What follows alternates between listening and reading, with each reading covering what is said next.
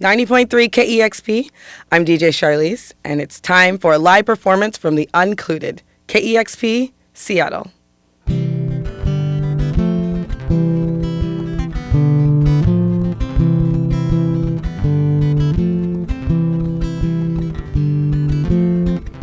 The wind and rain are here again, and a powerless darkness had laid me down. The lights are out all over town, but the earthquake got me out of bed. The earthquake got me out of bed. See the little bird fly round his head as the little boy sits on the ground and makes the toy cars drive around. It's a loss that I can't comprehend. It's a loss that I can't comprehend. 'Cause his mother died the other day. He's only 3 years old. Her body's gone, but her soul is here to stay. See the little birdie, watch him grow. See the little birdie, watch him grow. October ended with a single feather funneling its way to muddy earth in front of funny sparrow copycatting. Eventually it would select and circle one as if to pause and crown the victim of a loss I wasn't comprehending. It's a loss There's been that a fundamental loss we aren't comprehend. comprehending. It said the winged and post-mortal visitation echo well the stasis of a spirit taken from its only home. A legend quoted by the breathing of a grieving child when all that's left to do is sit and watch the creatures grow and See grow the little and grow and grow and grow and grow and grow and grow and grow. The winds and rain have begun itching in a frame like darkness with a bounty on whatever laid me down. The town had been retiring to its quarters as if waiting for the earthquake. Got me out of bed. The earthquake got me out of bed. The earthquake got me out of bed. The earthquake got me out of bed. You're listening to The Uncluded, live on KEXP, Seattle.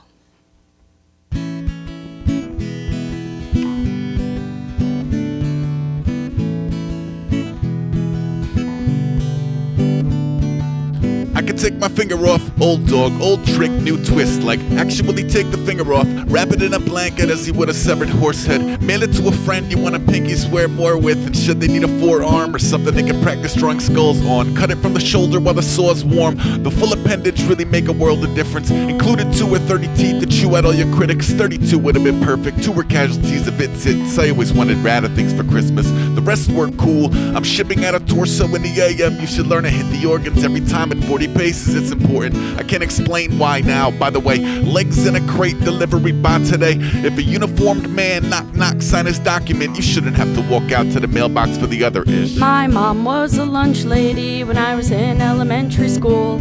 She was outside during recess. She had a whistle and I thought that that was cool. She was really nice to all the kids who didn't have a lot of friends. She would give them hugs and tell them jokes, or she'd play catch with them. And my dad worked at the laundromat, which was really cool to me. I'd get to open up the washing machines and clean them out and collect the money, and I'd open soap dispensers and put new little boxes of soap inside. I knew how it worked and I was good at it, and helping out filled me with a sense of pride. I would meet all kinds of people there and I would look them in the eye and I'd say, "Hi, excuse me, but do you mind if I shine the glass while your clothes dry?" Yeah, my whole life is a delicate cycle, delicate cycle. My whole life is a delicate cycle. My whole life is a delicate cycle, a delicate cycle, a delicate cycle. My whole life is a delicate cycle, a delicate cycle. Inside a jar with a lid, a giant arm with a head. They said it used to walk upright in like New York after 10. One day it woke up out of order, nothing more to extend. Delicate cycle in the alpha of its orbiting end. When interpersonal skill is already poured its best, a conversation can be riddled with exorbitant debt. And you don't know it, but I know I owe you more than I've kept. So if you find a biohazard by your door on a step, maybe it could couldn't find its faculties, but swore it would help. Wanted to be a larger part than its abnormalcies let. Hang on, I'm overnighting eyes with a headlight, deer stare. One up, bin band, UPS and ear pair. Wear 'em if you need a new perspective on a weird year. And one day when I'm better, we can square away our fair share. The last frame silhouetted by the sun was an airmail stamp on a still warm tongue. I was 26 years old the first time I lived in a house with a washer and dryer in it, and that's the year I bottomed out. Maybe what was missing was the sense of community that comes from hauling your big old load out in public and airing your dirty laundry, and the company of other people who also don't have the amenities at their convenience in a home that's so set up that they never have to leave. I miss the smell, the dust, the coins, the trust, the squeaky carts, the vibrations, the bucket full of bleach, the dryer sheets, the old payphone, the giant sink. I'd watch my daddy mop the floor, and my heart started with a quarter. I'd watch my daddy mop the floor, and my heart started with a quarter. My whole life is a delicate cycle, delicate cycle. My whole life is a delicate cycle. My whole life is a delicate cycle, delicate cycle. My whole life is a delicate cycle. My whole life is a delicate cycle, delicate cycle. My whole life is a delicate cycle. My whole life is a delicate cycle, delicate cycle. My whole life is a delicate cycle.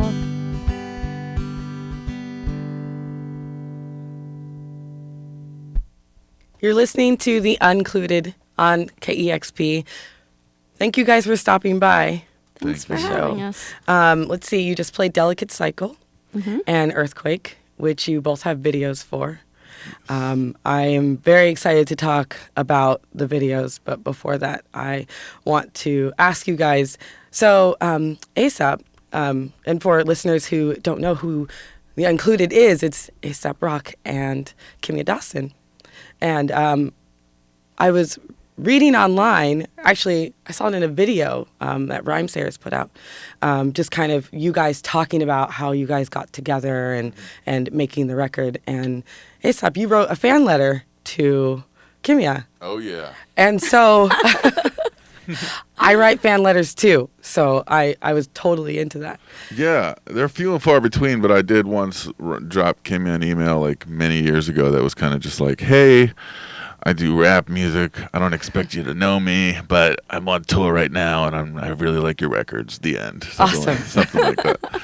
Was it a particular song that you heard or album? I think it was just a particular. I mean, I'd known her stuff since the Moldy Peaches. We both kind of came up in New York around the same time, and I was aware of what they were doing, but we'd never really run into each other back then. So I was aware of her and her solo career for a while, and just kind of was identifying with it. And I think I was hitting a point on tour where I was just like, I need to get off this tour or something. Yeah. And I had Remember That I Love You playing a lot in my headphones at the time, and I remember I had emailed her about that, and then we had met at a show one time, and yeah, eventually after a little while she remembered who I was one time.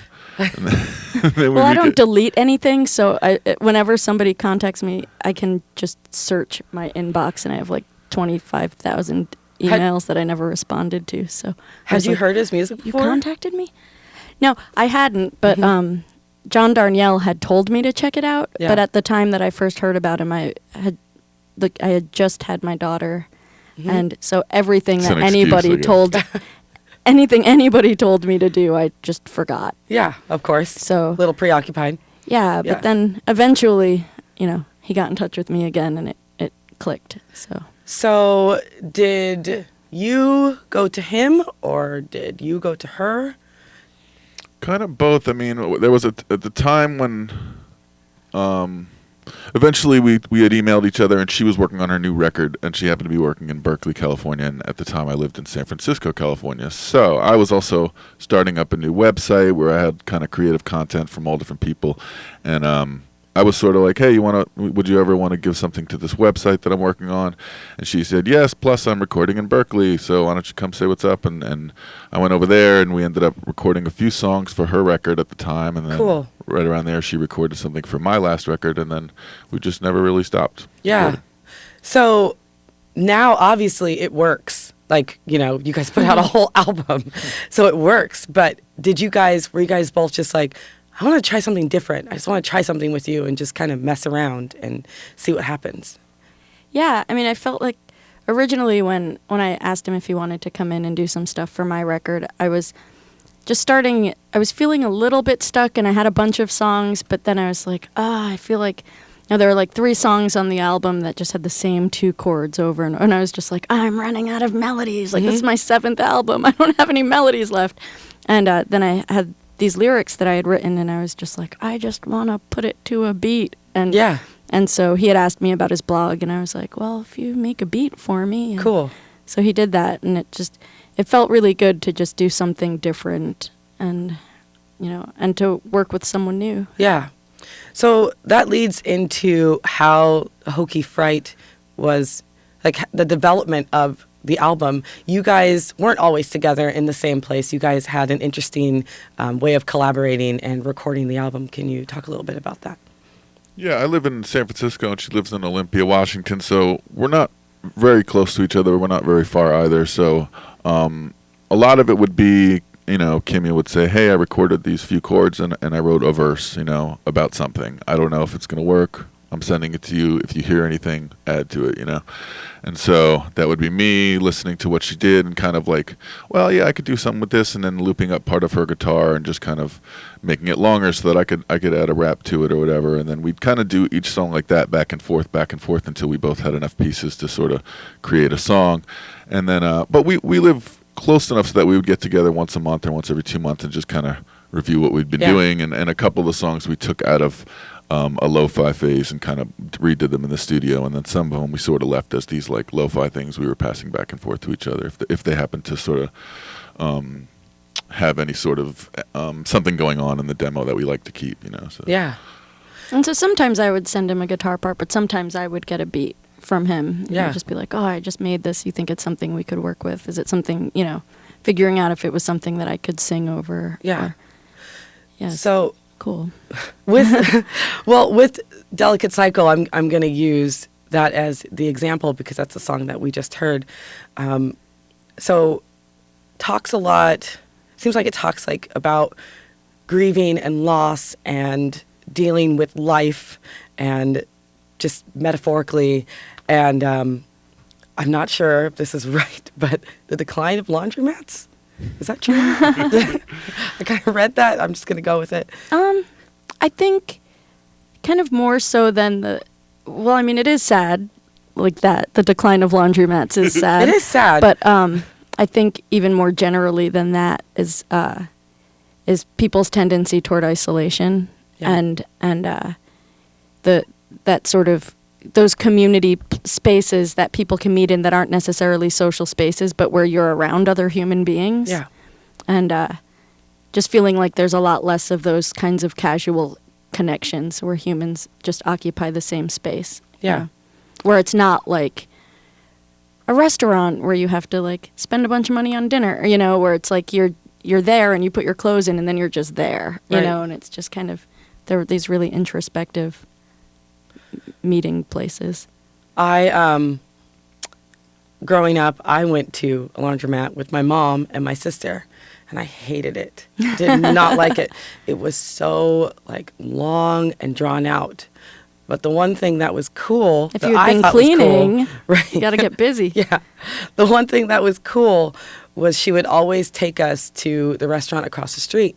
And we knew the owners, and we would always get hamburgers and fries and milkshakes. And that was like the best part of waiting for our laundry to be done. So just the things that you guys talk about in the song just made me think of my childhood.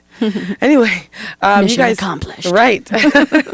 So the album is called Hokey Fright. It's out on Rhymesayers, and you guys have a couple more songs. Yes. Awesome. You're listening to The Uncluded on KEXP. Almost. Okay.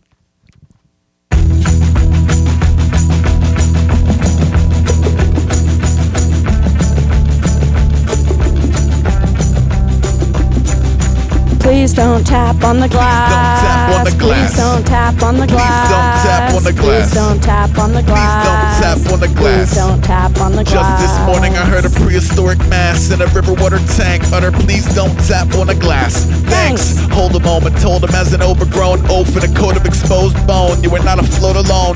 Choked up, poking his nose in a moat cold. We have all known combing, gross mouths foaming, though down particles of broken coat exploding in a chip and soda coma. Slowly overdosing, rovers opposite the jellyfish and stars. You were jelly of the colors and regenerating arms, set to entertain a couple thousand suckers for a charge, and who cannot shake the feeling you are being farmed. Great fossil, knowledgeable and docile. Dry land's nice, but this land's quite hostile here. Equal parts passive and aggressive. He said if that's the case, then brother help me flash the message. Please don't tap on the glass. What a rogue meant that tap to a crash. Here fishy is a bad forecast. First tap never once double as the last. First tap never once double as the last. First tap never once double as the last. First tap never once double as the last.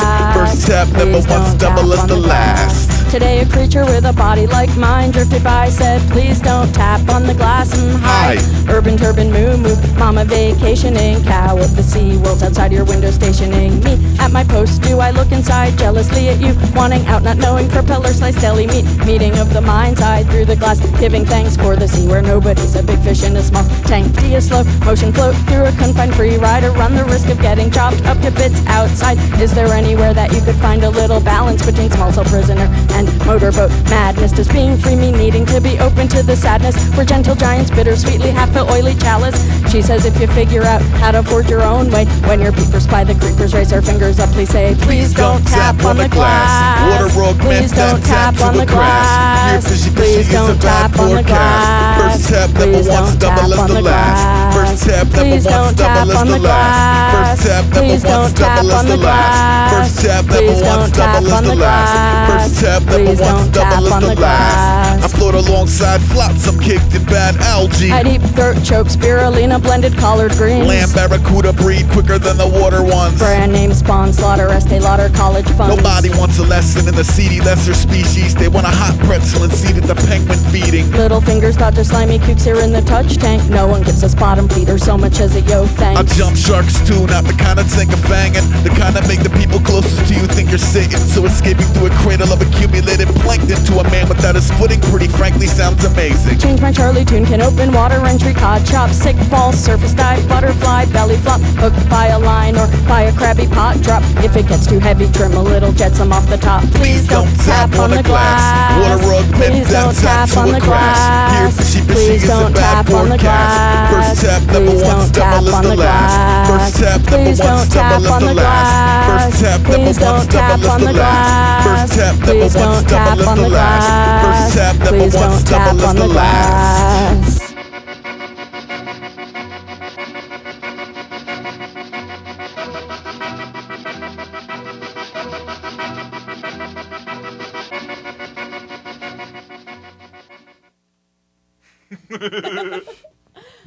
Awkward fade. I know. You're listening to The Uncluded, live on KEXP.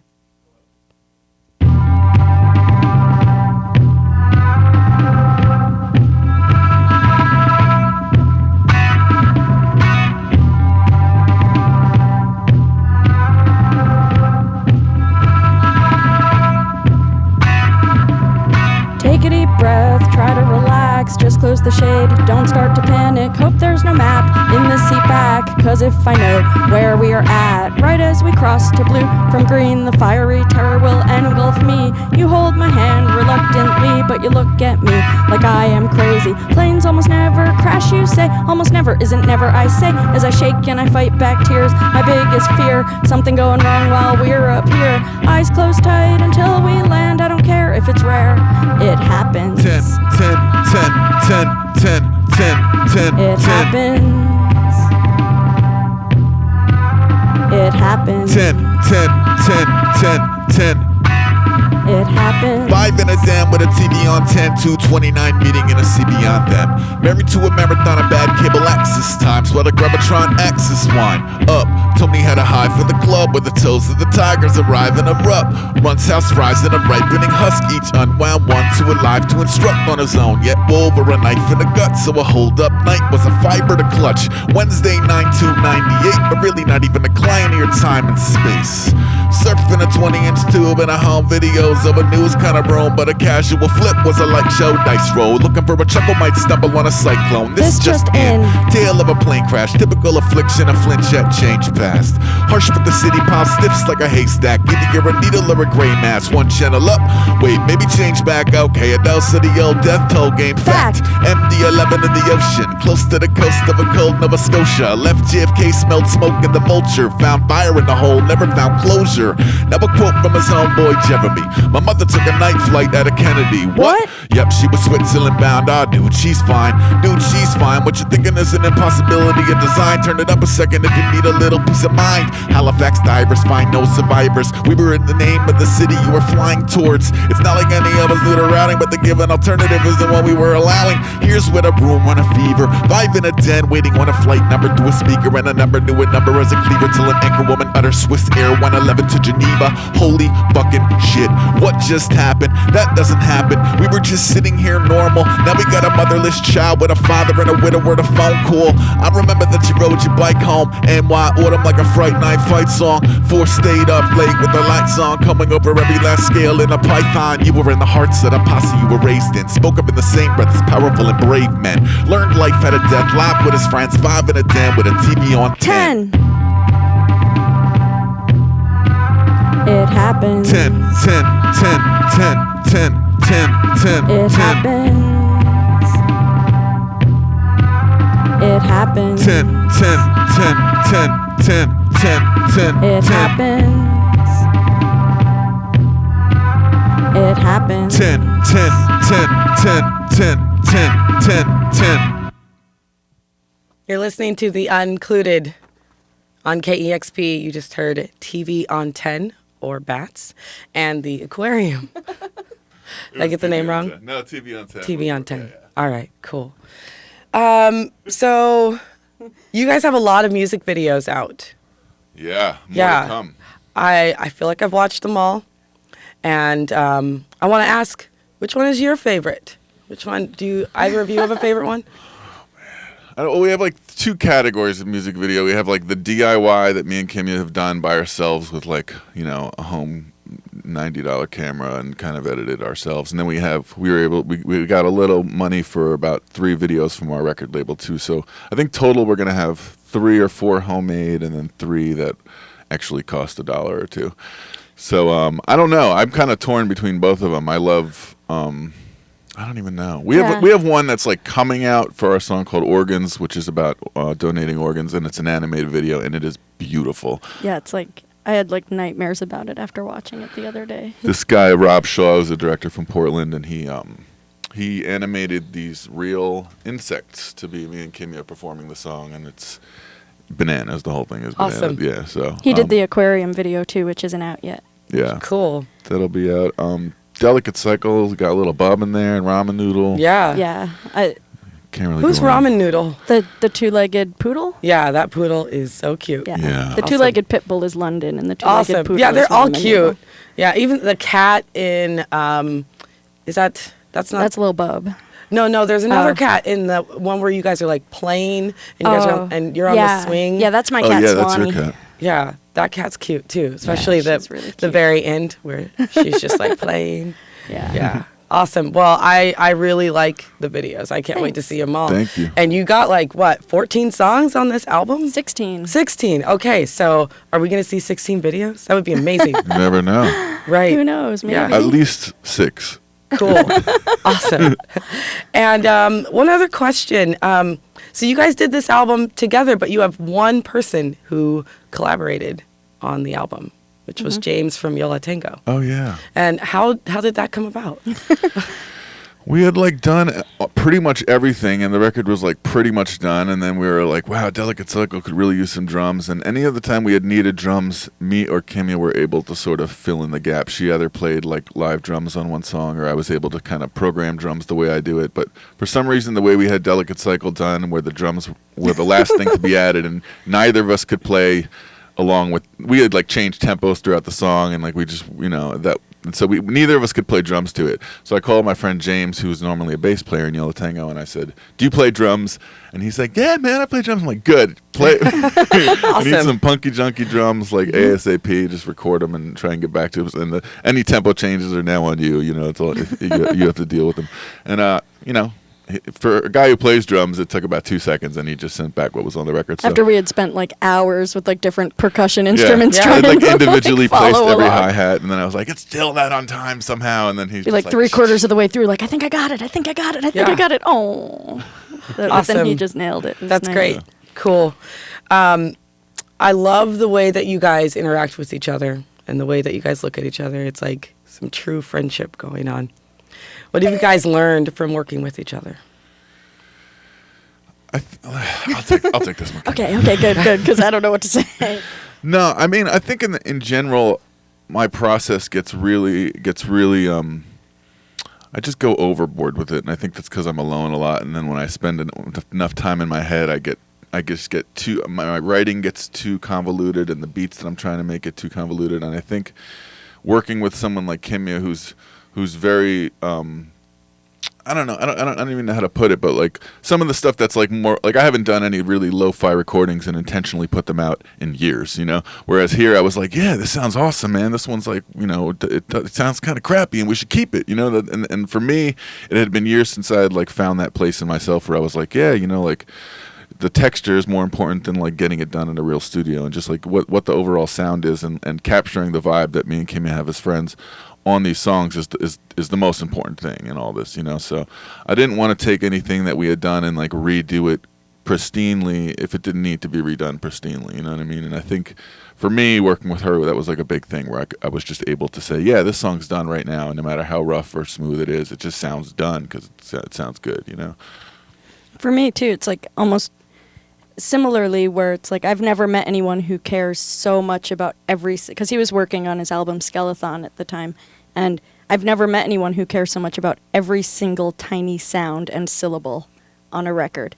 It's like most of the people I know were just like one take, like, wow, perfect, and it's like I would get tracks in the mail, like he would send me like 3 different versions of things and be like, which one sounds better? And I'd be like, they all sound awesome. Like I can't tell them apart, but he's just like very, very particular and cares a lot, and just seeing that and sort of applying that in little pieces to being like, wow, I can rethink things and try to see how things could be in different ways. And I think also when we first met and started making music together, we were both in a pretty dark spot. And so having this project and kind of working through some of that stuff and having fun with it and sort of emerging up out of that kind of just sort of like isolated chaos in the way that we worked alone is really, really important. Yeah, well, definitely captured in the album.